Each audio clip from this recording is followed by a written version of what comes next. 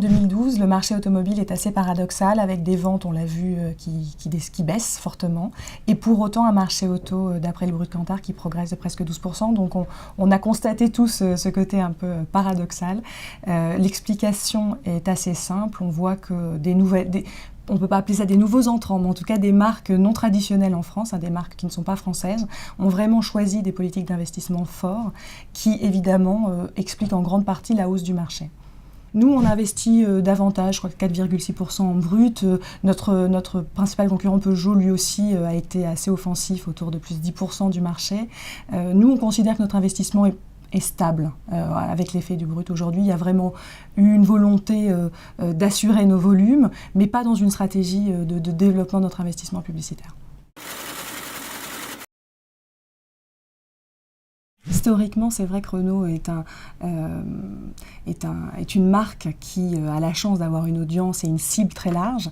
Donc quand on est grand public, on doit avoir des stratégies relativement puissantes. Donc c'est vrai que je dirais que si on regarde le passé, notre stratégie a été la puissance avec notamment des plurimédias à certaines grandes occasions qui restent toujours dans le cœur de notre stratégie en termes d'ADN. Et donc si on regarde le futur, et notamment l'année 2013, on a une année avec un vrai enjeu sur le cycle de vie de nos produits, avec des lancements importants. Alors déjà, c'est l'année de lancement de Clio, qui a été lancé en novembre. Donc pour nous, c'est notre média phare et c'est vrai que tout au long de 2013, on va être amené à soutenir ce produit auquel on croit beaucoup. Et puis nous avons des lancements importants, le modèle Capture, le modèle Zoé.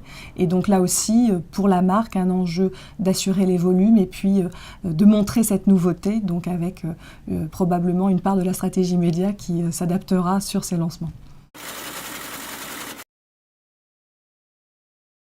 Par rapport à notre investissement média digital, on est dans les premiers annonceurs. Je crois pas qu'on soit premier, je n'ai pas vérifié, mais je crois pas qu'on soit le premier annonceur. Mais on est vraiment dans le top 5 ou le top 10. On est volontariste sur ce média. Sur la question de l'organisation, c'est vrai qu'on a dû repenser notre mode de fonctionnement. Je dirais pas qu'il y a une meilleure façon de faire. En tout cas, je crois beaucoup à l'intégration. Donc nous, on travaille avec toutes nos agences en fait autour d'une table dès qu'il y a un sujet digital qui est abordé. On a besoin d'avoir le spécialiste du contenu et du client, le spécialiste de la création parce que à la fin de la journée, il faut une bonne idée. Mais on a vraiment besoin de gens capables de connaître l'outil Internet, ne serait-ce que des questions de taggage, de tracking, ça devient rapidement technique. Donc on est une espèce d'équipe transversale et quand on est sur des sujets digitaux, on s'attache à n'oublier personne parce qu'une très bonne idée qui est mal relayée ou qui n'est pas suivie en termes d'efficacité ne nous sert plus à rien, entre guillemets. Mais c'est vrai que je pense que 2013 et puis les futures années, on entre en phase de maturité. Je crois qu'on a tous vraiment bien cerné qu'on pouvait faire des choses très différentes avec le digital et que ça demandait des réflexions, je dirais, assez nouvelles et même chez nous des organisations différentes.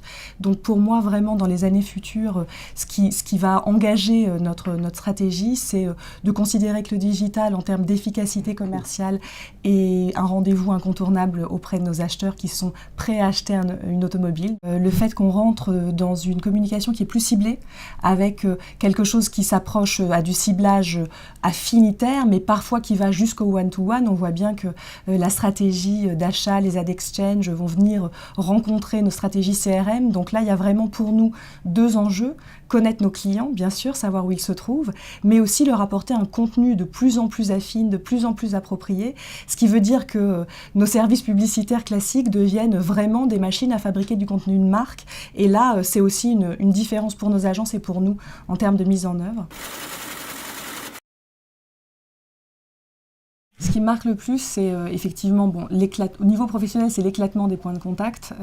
On a maintenant de plus en plus d'endroits où on peut toucher notre clientèle. Ça rejoint la partie un petit peu one-to-one qu'on a pu évoquer tout à l'heure. Cette stratégie, en tout cas à titre professionnel, ça nous oblige à faire des choix, puisqu'on n'a pas vocation à être présent partout. En tout cas, l'offre est tellement large aujourd'hui qu'évidemment, on fait peut-être plus de choix qu'avant. Le pendant à ça, c'est qu'on voit que les acteurs historiques et grand public assurent quand même une pérennité dans leur offre et dans leurs audiences qui, d'un point de vue annonceur, nous aident aussi à structurer notre approche média. Donc c'est étonnant de voir comment à la fois, je dirais, les grands acteurs restent pérennes et puis les nouveaux nous amènent des nouvelles opportunités de contact avec des nouveaux clients. Donc on essaye de gérer ces deux parties-là. À titre plus personnel, moi, ce que je vis au quotidien, je pense comme un certain nombre d'entre nous, c'est à quel point les tablettes sont devenues le point de rencontre de tous les médias. Moi, j'écoute la radio le matin, je lis mon journal, je regarde la télévision. Donc c'est vrai que tout se concentre et que c'est une approche publicitaire totalement différente en tant que consommateur.